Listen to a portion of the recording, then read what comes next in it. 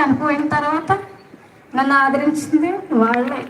నా కుటుంబస్తులు ఎవరు కూడా ఉన్నా పలకరించి వెళ్ళిపోయిన వాళ్ళే తప్పండి. నన్ను ఏ రోజు కూడా చూశారంటే చూడడం వరకునే, అంతేగాని నన్ను ఆదరించింది ఆ కుటుంబమే. కాబట్టి నేను ఈ స్థాయిలో ఉన్నానంటే నేను ఆ కుటుంబానికి ఎంతో రుణపడి ఉన్నానండి. నాకు అక్కడ ఉండగానే నాకు ఆ ఇంట్లో ఉండగానే నాకు పెళ్ళి అయ్యిందండి. అక్కడే నాకు ఒక కుమారుడు కూడా పుట్టాడు.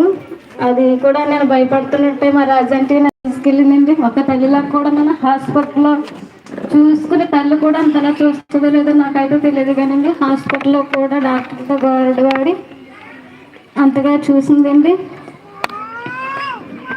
అలాగే నాకు ఉద్యోగం వచ్చిన తర్వాత నేను ఆ ఇంట్లో నుంచి తప్పుకున్నానండి. ఆ ఇంట్లో నుంచి తప్పుకుని వచ్చానంటే అది తప్పుకుని వచ్చిన తర్వాత నేను అద్దెకి ఈ ఇంట్లోకే వచ్చానండి.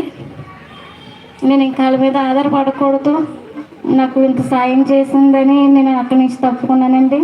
ఆయనను నన్ను వదిలేయలేదు. ఆ తర్వాత నాకు ఎన్ని సంవత్సరాలు, ఇప్పుడు 32 సంవత్సరాలండి. 32 సంవత్సరాల నుంచి ఇల్లు లేదండి మాకు, అద్దెకే ఉన్నాం. అద్దె కోసం తిరిగామండి, ప్రతిరోజు అద్దెంట్లోనే ఉన్నామండి. కానీ ఆలోచన మాత్రం సొంత ఇల్లు కట్టాలని, కానీ సొంత ఇల్లు కొనుక్కోవాలని ఆలోచన నాకు అస్సలు లేదండి. ఎందుకంటే నేను ఏ ఇంటికి వెళ్ళినా సరే నన్ను ఒక బిడ్డలాగే చూసుకున్నారు. ఎందుకంటే నా పెద్ద కుమార్తె లేదంటే నా కూతురు అన్న వాళ్ళే తప్పింది. నన్ను ఎప్పుడు కూడా ఒక అద్దుకున్నది అమ్మాయిని కూడా నన్ను ఎవరు కూడా అనలేదండి. అందుకని నేనేమో నాకు సొంత ఇల్లు కొనుక్కోవాలనే ఆలోచన నాకు రాలేదండి.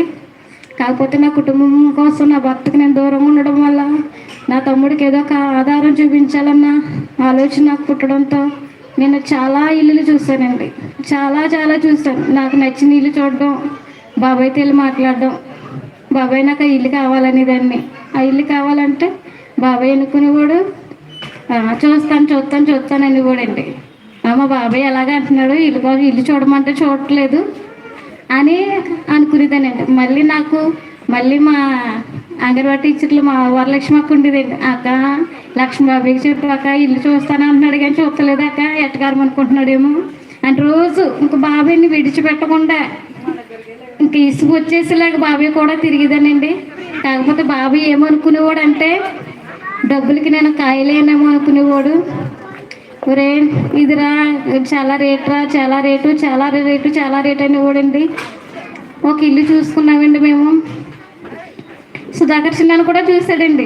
ఆ స్థలాలు ఇది బాగుందిరా, ఇది తక్కువే, ఇది 12 లక్షలు 9 లక్షలు, ఇంకా తక్కువ లేదా చిన్న అనేదానండి. ఎందుకంటే మా తమ్ముడు అయ్య బాబు ఆ మూలలు ఉంటే బాబు అక్కడే ఉంటాడు, ఇక్కడైతే అందరి మధ్య ఉంటాడు, భగవంతుడు ఆ మూలకి ఎలా తీసుకెళ్ళమంటావు, మళ్ళీ నేను వెళ్ళిపోతాడు అక్కడే ఉంటాడు అనేవారండి. ఆయన మీ తమ్ముడు ఏమైనా భయమేట అడవిలో ఉంటున్నావు ఏంటి, ఇక్కడే ఉంటున్నావు కదా అనేవారు. ఆయనను నా మనసు సహకరించింది కదండి. ఎన్ని స్థలాలు చూసినా సరే ఆడుకు మళ్ళీ ఇసుకొచ్చేదండి, ఆడే కదా ఉంటాడు అనిపించింది. కానీ మళ్ళీ బాబు ఆడు అక్కడే ఉంటాడని మనసు మళ్ళీ నాకు చాలా బాధేసేది.